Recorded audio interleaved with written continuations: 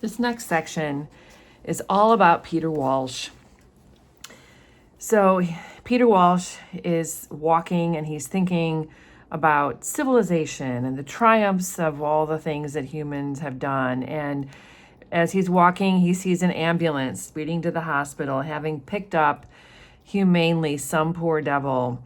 So likely this is Septimus, right? Septimus has just died by suicide, and as Peter Walsh is walking, their lives cross. He's being carried away, and Peter Walsh is speculating that perhaps it's not something horrible, but it's someone being saved, that someone's been injured and the doctors are going to take care of him, and he thinks about how modern society is, it's efficient and it's organized and it's communal. Like these are all good things. So he doesn't realize that, actually Septimus is dead.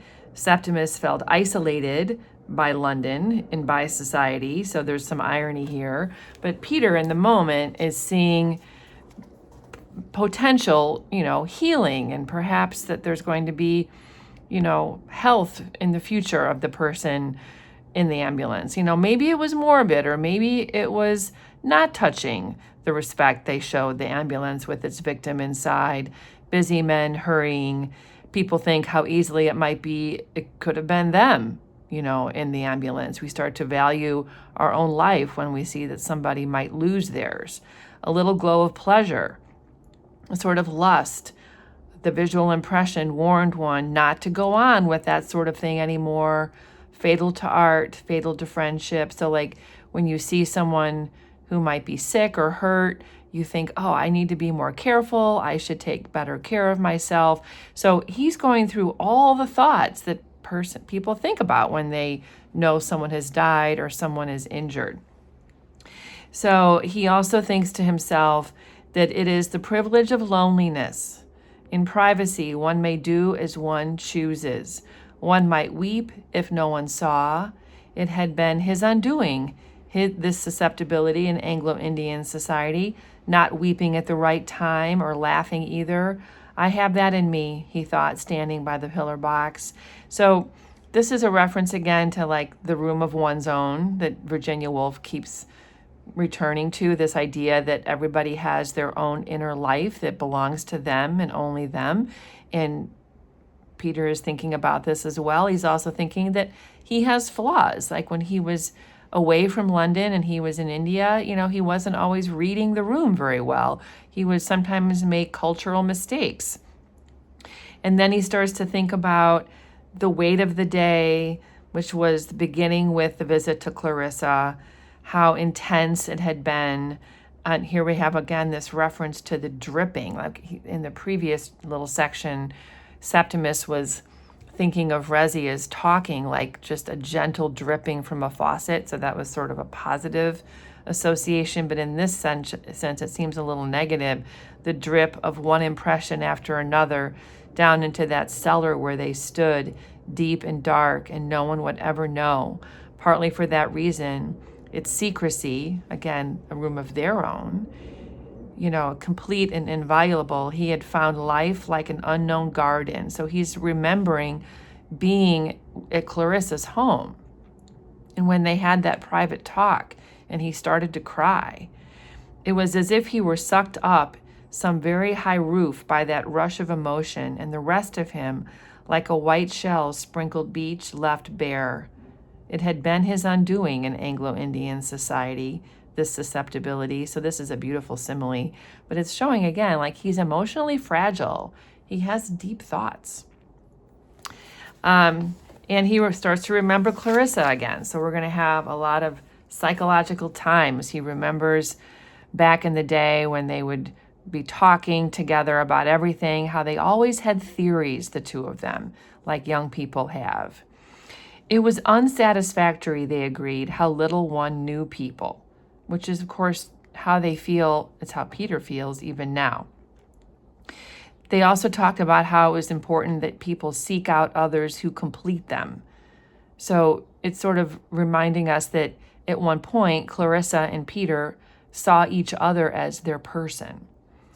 It ended in a transcendental theory which, with her horror of death, allowed her to believe, or say that she believed, that since our own apparitions are so momentary compared with the other, the unseen part of us, it might survive, it might be recovered, or even haunting certain places after death.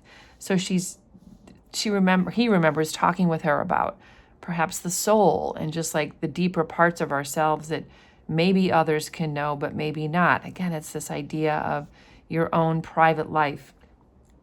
Looking back over that friendship of 30 years, her theory worked to this extent, brief, broken, often painful as their actual meetings had been. You know, he does remember how they were so immeasurable, the effect that they had on his life. There was a mystery about it. You were given a sharp, acute, uncomfortable grain.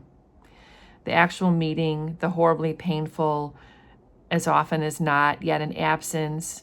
It would flower out, open, shed its scent, let you touch, taste, look about you. So it's how he remembers her and how he feels about seeing her again. So all of this is like the effect of your people and how your people make you feel at home. She had influenced him more than any person he had ever known. So again, as a reader, I just think, oh, you know, do they belong together? So now we're back in actual time. He had reached his hotel and he's walking in across the hall. But then he goes right back to his memories of seeing her at Bourton, how they would walk all the time, how she loved her dog, which is so English. Just so you know, the English love their dogs. Almost everybody has at least one. He remembers being at the country house and, you know, the piano being played and how, you know, Peter was always her favorite person. And then when he gets into the hotel, he's given a letter. And it's a letter from Clarissa. So this is so interesting to me. They saw each other that morning, and after he left, she wrote him a letter that gets delivered to the hotel that very same later in the afternoon. And the letter simply said how heavenly it was to see him and that she must tell him that. So this is kind of flirty. It's like, oh, you know, just reminding him of their intimate moment where he cried and she touched his hand and kissed him. It annoys him. It upsets him. He wished she hadn't written it. Coming on top of his thoughts was like a nudge in the ribs. Why couldn't she let him be? It's like it's tormenting him. Of course he has deep feelings. He probably feels the same way.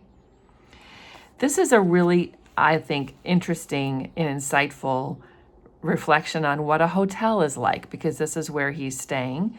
He says that hotels are not consoling places. Everybody comes and goes from hotels. Everything is overly clean and everything looks the same. And, you know, it's kind of refreshed for every new person. Everyone has the same chair in their room and the same bed to sleep on. And so he's just like thinking how impersonal it is where he's staying. And then he gets this letter, which is in stark contrast to his sort of sterile life at this hotel. And he's just so, the contrast is too upsetting to him. To get that letter to him by 6 o'clock, she must have sat down and written it the minute that he left, stamped it, and sent it. So I'm thinking, my goodness, in a city like London, the mail is awfully quick. I'm wondering if this is a little bit of a fictionalization. She was upset by his visit. So he realizes that, like, she was agitated just as he was agitated. He remembers how they had said that they would change the world if they were married. Now it was middle age, it was mediocrity. Then forced herself with an indomitable vitality to put all that aside, there being in her thread of life, which for toughness, endurance, power to overcome obstacles and carry her triumphantly through, he had never known the like of. So she's very strong. She has made a life for herself that she seems fully committed to. He is still struggling, clearly. He could see her with the tears running down her cheeks, going to her writing table and dashing off that one line. Just makes him mad. But it would not have been a success, their marriage. the other thing, after all, came so much more naturally. So I think it's naturally, what is the other thing? Perhaps the arguing, because they argued a lot. They were always at odds too. So they each have strong feelings, and for that reason, maybe marriage would not have been a good idea. It was odd. Lots of people felt it. Peter Walsh, who had done respectably, filled posts adequately, was liked, but he was also considered to be a little cranky and a little, pompous. It was odd that he should have had a contented look, a look of having reserves. It was this that made him attractive to women who liked the sense that he was not altogether manly. There was something unusual about him, or something behind him. So all of this description of him, I think, is very important. It's showing that he's very contradictory in his qualities. He's very complex. I think it's also important to say right now that Peter is a foil as a character. A foil as a character is a character who is there specifically to be a contrast to another character. I would say Peter is a contrast to pretty much all the characters in this book and to society in the 1920s itself. He is a mess. He is lovable and discouraging and frustrating and wise and also impetuous, where he does things without thinking. He's like a real person. So he is the character, I think I wrote that somewhere in here, that I like the most for that reason. And I think it's really easy to identify with him, especially reading this now, in 2026, where most people are more like Peter than they are like anybody else. Then he goes back and starts thinking about the situation with Daisy and how she's only 24 and she has 2 children. And he remembers talking with Mrs. Burgess, who is sort of a confidant, just telling her about this situation. And Mrs. Burgess brings up a lot of issues that Peter should heed, like, taking her away from her husband means she might lose custody of her children, which is an awful lot to ask a mother of 24 years old. She also might be expecting a better life, which perhaps Peter can't provide. Also, the fact that Peter is much older means that at some point, this sweet Daisy is going to be a widow, living in a city like London where she's not familiar and doesn't have any society to sort of like boost her up. So, she points out all the reasons why it's a problem. Peter poo-poos it all. He's like, I'm not that old, and when I retire, I'm going to do other things like write books, and he imagines his future as being quite productive and how, he's going to be happy. It's going to be fine. That's what he thinks to himself. He's trying to convince himself that, Daisy's not going to be an issue. At the same time, though, he is restless, and we're going to have a lot of back and forth here between psychological time and how he's like thinking about women all the time and how they improve his life. But then there's also the real time as he's like getting together his keys and his papers. He's thinking about Clarissa, he's thinking about Daisy and all these various things. And the fact that he likes to flirt with other women, he acknowledges that. So maybe getting married to another woman isn't the best idea, since he doesn't maybe really like the idea of settling down. And then he thinks about the fact that he's worn out. Clarissa had really sapped something from him. He feels tortured. He wants variety in love, but he's also jealous if the woman he's interested in is also interested in variety. So like all of this is just the inner torture of Peter's heart.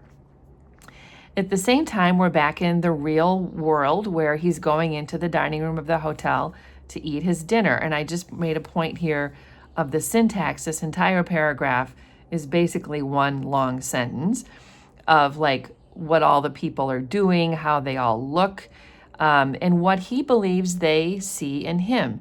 He is able to confidently sit down and eat a meal by himself. And so he believes, as he's dining alone, looking at the wine list, ordering Bartlett pears for dessert, that people around him respect him and that he looks especially well-to-do and proper.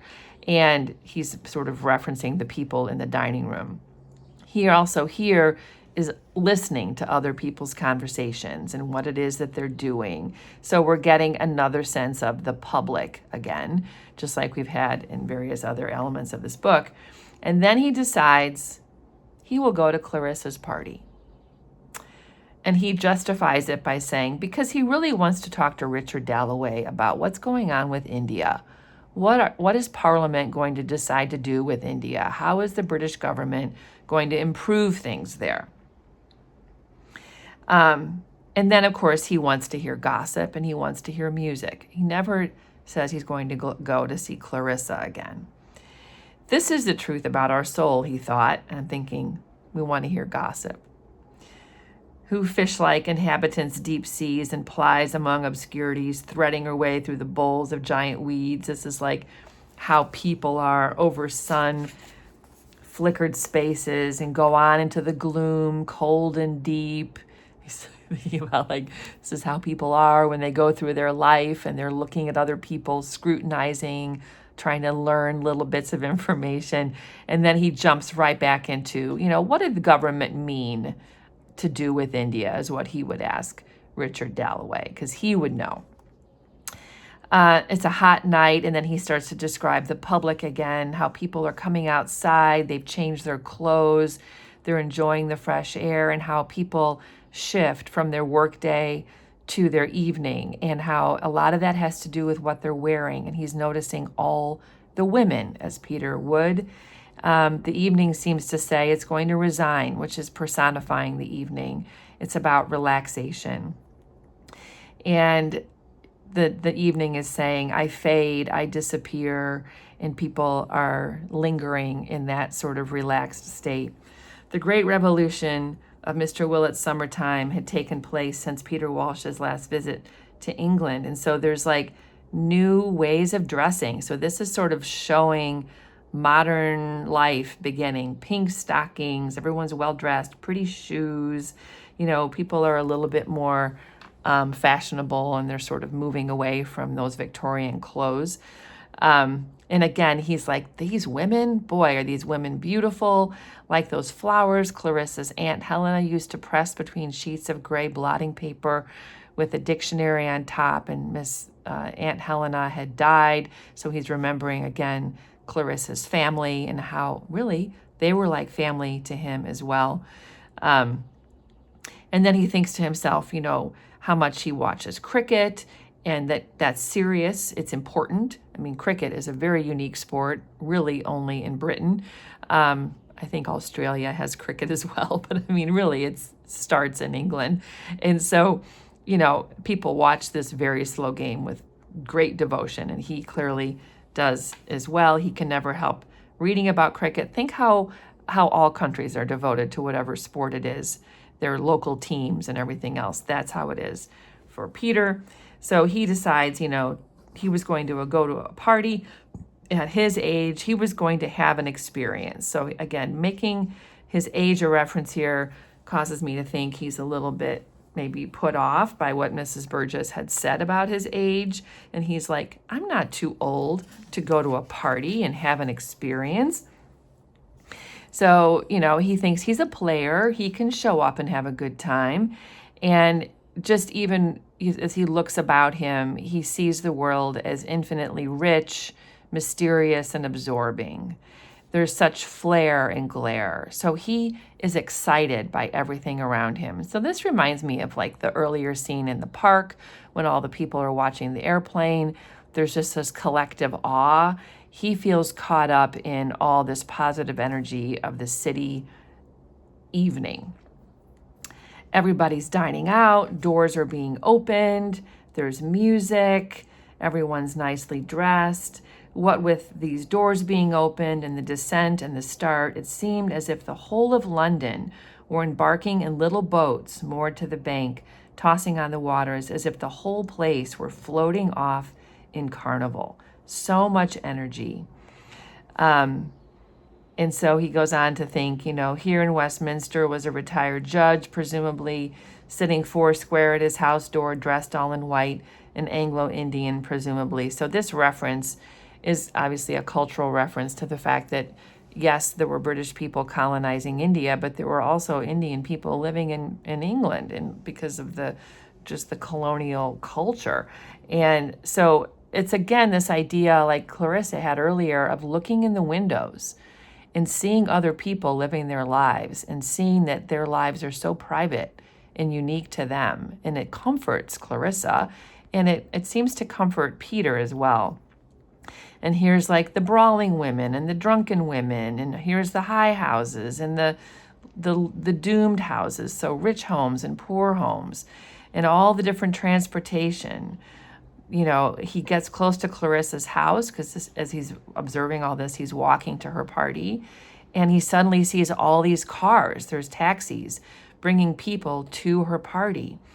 The cold stream of visual impression failed him now, as if the eyes were a cup that overflowed and let the rest run down its china walls unrecorded.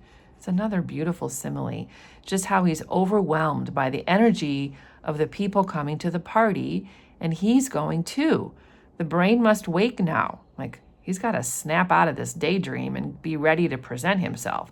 The body must contract, entering the house, the lighted house where the door stood open, where the motor cars were standing, the bright women descending. The soul must brave itself to endure. So he's so excited to go, but he's nervous too. We all know how this feels. He opened the big blade of his pocket knife. So he's nervous. So remember, the pocket knife, he picks at it all the time. He uses it to pick at his fingernails. It's a very inappropriate social thing to do that Clarissa scolds him about early in the book. And now as he walks in, he takes out that pocket knife as sort of a crutch to channel his nervous energy.